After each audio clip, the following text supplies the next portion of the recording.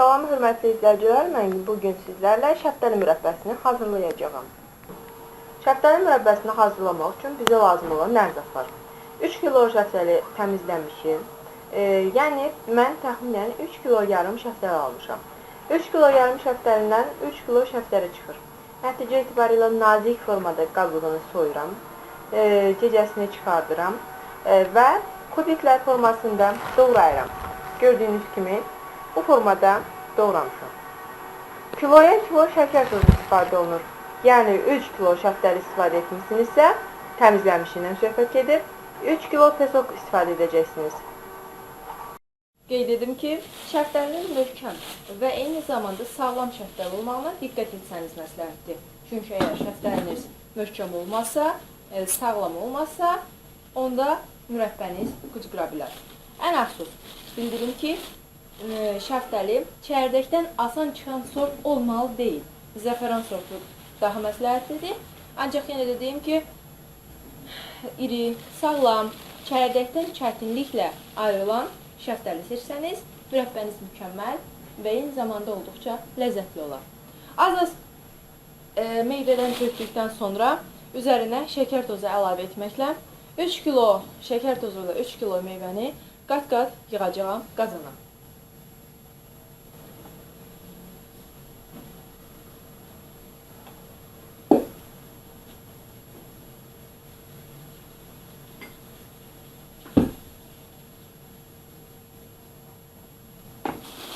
Üstünə yenidən meyvə əlavə edirik.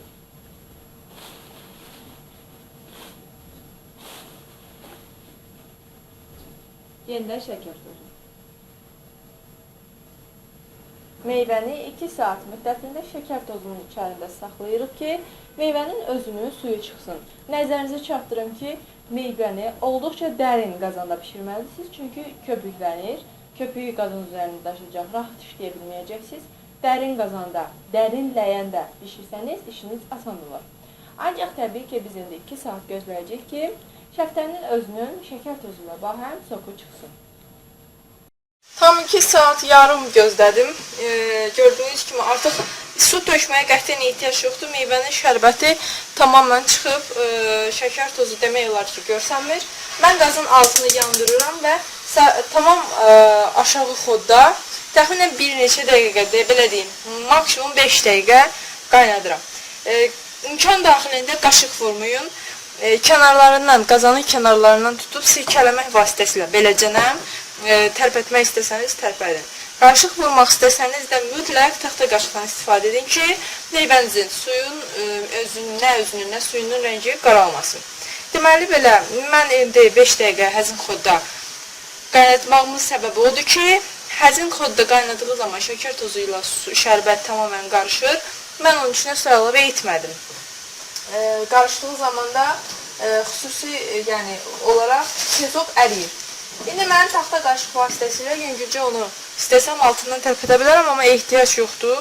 5 dəqiqə gözləyirəm. 5 dəqiqədən sonra qaza mütləq xod verəcəm, yəni çox yüksək xodu verəcəm, qazın maksimum xodunda. Kəfi əmələ gəldikcə imkan daxilində yanınıza dərin bir qab götürün, bir ədəd kəfkir götürün. Kəfi qaynadıqca tez-tez üstdən kəfkiri götürün. Əgər çatdıra bilməsəz, görürsünüz ki, kəf qalxır, qazan daşır, ispat eləyə bilmirsiniz, onda götürün qazanı kənara, qoyun bir dəmirin və yaxud taxtanın üzərinin kəfini yığın, yenidən qaza qoyun. Yəni burada qorxulu bir şey yoxdur. Nəzərinizə çatdırım ki, mürəbbəni bir dəfə qaynadacağıq. Bu rənginin mükəmməlliyi və eyni zamanda meyvələrin diri qalmağının səbəbi olur.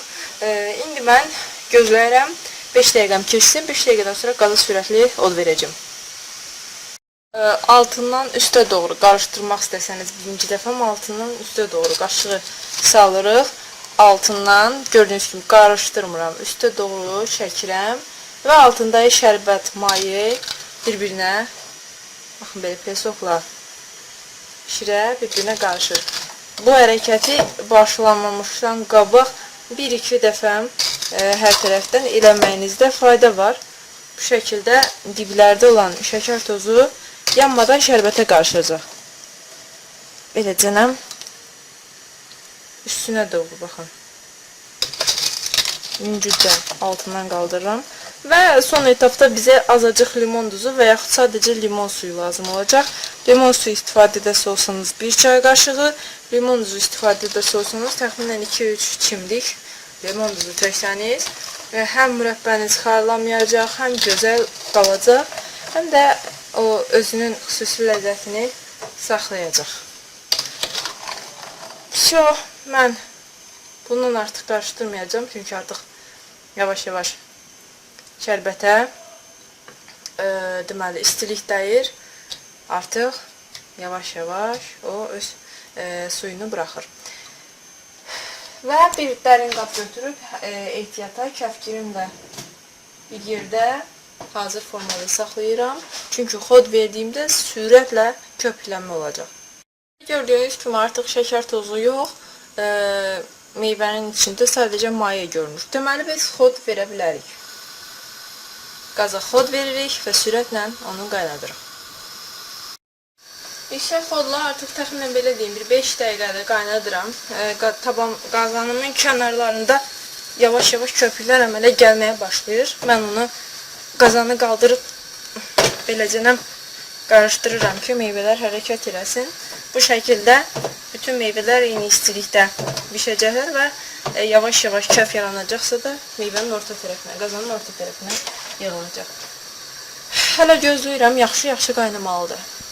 Çəkmədiyim meyvə o qədər su buraxır ki, sanki 3-4 stəkan su tökmüşəm. Yəni, demək istədiyim budur ki, gördüyünüz kimi meyvəyə su tökmək lazım deyil. Əgər onu gözləsəniz, özünün suyu kafi qədər çıxacaq. Bəzən deyirlər, müəyyən qədər su əlavə edin. Yox, əgər mürəbbənin sulu sevmirsinizsə, onda qətiyyən lazım deyil. Gördüyünüz kimi mürəbbəm artıq qaynayır. Üzərində kəflər əmələ gəlir. Mən qazanın kənarlarından tutub sirkələyirəm. Bu şəkildə kəflər ortaya gəlir. Bunu kənara qoyub da edə bilərsiniz. Və üstdən əzmədən kəfkir vasitəsilə beləcənəm yavaş-yavaş bütün kəfləri yığmağa çalışmayın, çünki onsuz da alınmayacaq. Bütün kəflər ən sonda yığılacaq. Amma imkan daxilində götürə biləcəyiniz kəfin hamısını götürməyə çalışın. Dərin bir qaba bu şəkildə kəfləri yığın. Bu prosesi mürəbbə pişənə qədər təxminən 5 dəfə eləyəcəksiniz yəqin ki. Nəzərinizə çatdırım ki, mürəbbənin bişliyini həm şərbətinin qatılığından, həm də meyvənin rəngindən anlayacağıq. Hələ ki mürəbbəmiz qaynamalıdır. Tamamən kəflərini yığa bilməyəcəyik. Çünki biz yığsaq da dayanmadan kəf əmələ gəlməkdədir.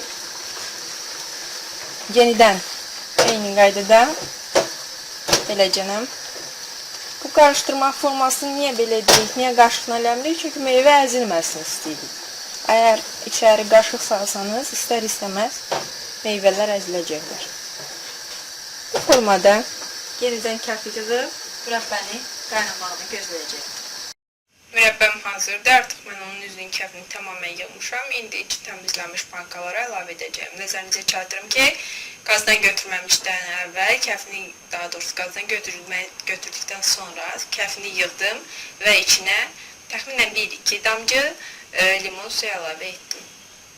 Hörmətli izləyicilər, şəftəli mürəbbəm hazırdır. Əgər siz də reseptlərimizi bəyənirsinizsə kanalımıza abunə olmağı, haqqımızda yaxınlarınızla bölüşməyi və like etməyi unutmayın. Dəyərli zamanınızı ayırdığınız üçün təşəkkür edirik. Diqqətinizə görə minnətdarıq.